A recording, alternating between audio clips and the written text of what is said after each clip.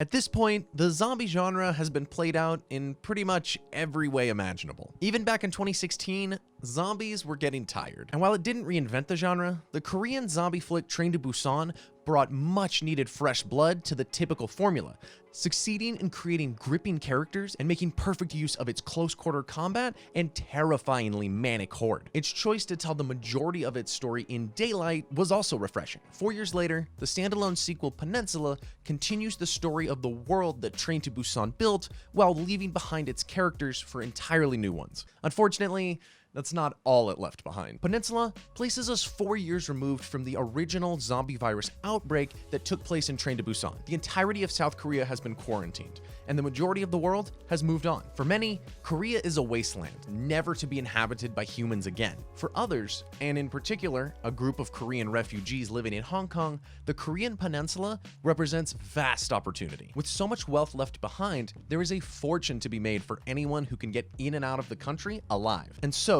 former soldier, I'm gonna say Jung Seok, and I know that's totally wrong, and I am so sorry, and his ragtag group strike a deal to steal a truck carrying duffel bags full of cash and bring it back to Hong Kong, with the promise that upon delivery, they'll all become millionaires. And since they'll be able to do this at night, there's really not much to worry about, right?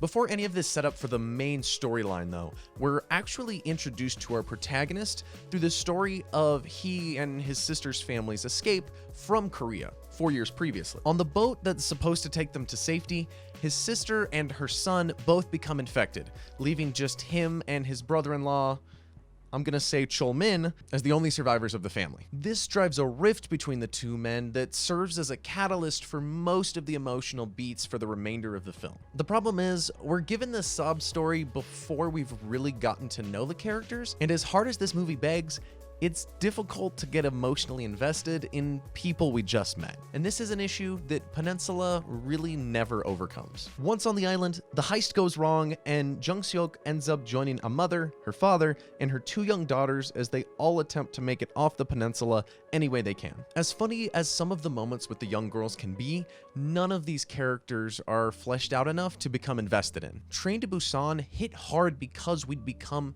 so engrossed in the lives of all of the people we'd been introduced to. Peninsula, sadly, expects us to become connected with someone as soon as they enter the screen, and none of the big gut punch moments deliver the emotional gravitas they're striving for. Even setting aside weak characters and an overdone plot, the visual style of Peninsula completely abandons everything that made Train to Busan unique. Nearly the whole film takes place at night, and the close-quarter, brutally choreographed combat is shuttered in favor of CGI-driven gun-downs of hordes. The intensity is gone when all of the characters have massive machine guns, and it's hard to see what they're even shooting at. Add hyperactive editing of the action combined with absolutely atrocious CGI driving sequences, and you have a zombie franchise that's managed to remove everything that made it special. Peninsula is a downgrade from its predecessor in virtually every aspect. It's a disappointingly generic and exhausting rehash of zombie tropes we've seen far too many times. And it's made even more painful by the film's genuinely great pedigree. I'm gonna give Peninsula a 5 out of 10. If you've gotten a chance to check the film out, let me know what you thought of it in the comments down below. Don't forget to like, subscribe, and ring the bell.